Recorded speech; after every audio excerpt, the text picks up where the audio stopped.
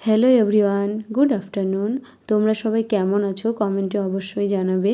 তো আজকে আমার ভাগ্নির গায়ে হলুদ, মানে আমাদের বাড়ির পাশেই ভাগ্নিটার বাড়ি। তো আজকে ওর গায়ে হলুদ, তো সেই জন্য সবাই আমরা চলে গেছি গায়ে হলুদের ওখানটায়। আর এদিকে হচ্ছে হলুদ বাটা হচ্ছে, আপা এদিকে কিছুটা বাটলো, তার কিছুক্ষণ পরে আমি বাটলাম। তো সবাই একটু একটু করে বাটছিলাম। তো ওখানটায় নাকি 5 জন ধরে হচ্ছে বাটতে লাগে প্রথমে। তো তারপরে ওদের তো হাত ব্যথা হয়ে যাচ্ছিলো, তারপরে সবাই একে একে করে বাটছিলাম। তো মেয়েদের বিয়েতে মানে সবথেকে কষ্ট লাগে গায়ে হলুদে বিদায়ে, মানে সত্যি এটার মতো হয় না, খুবই মানে কষ্টকর লাগে।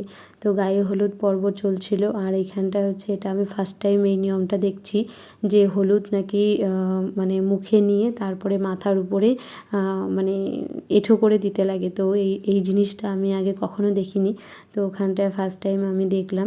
আমার বিয়ের সময় এগুলা হয়নি, ইভেন আমার যে বোনের বিয়ে হলো সেখানটাও এই নিয়ম হয়নি।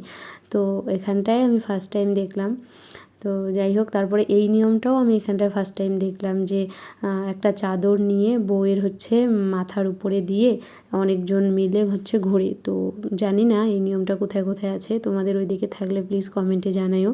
এই নিয়মটা আমার বাবার বাড়ির ওইদিকে নেই, তো শ্বশুরবাড়ির ওইদিকেও আমি দেখিনি। তো শ্বশুরবাড়ির থেকে একটু দূরে, তো ওই জায়গাতেই এই নিয়মগুলো পালন হয়।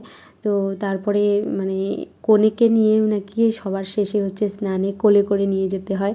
তো আমাকে তো কোলে করে কেউ নিয়ে যায়নি, যেহেতু আমি এত মোটা, আমাকে কে নিয়ে যাবে। তারপর হলুদ পর্বটা শেষ হলো, এবার বিয়ের জন্য প্রস্তুতি নিতে হবে। তো আমি হচ্ছে শুধু গায়ে হলুদ মেখেছি, মুখে দিই নাই, কারণ মুখে অনেক পিম্পলস হয়, সেই জন্য আর মুখে কাউকেই দিতে দিইনি।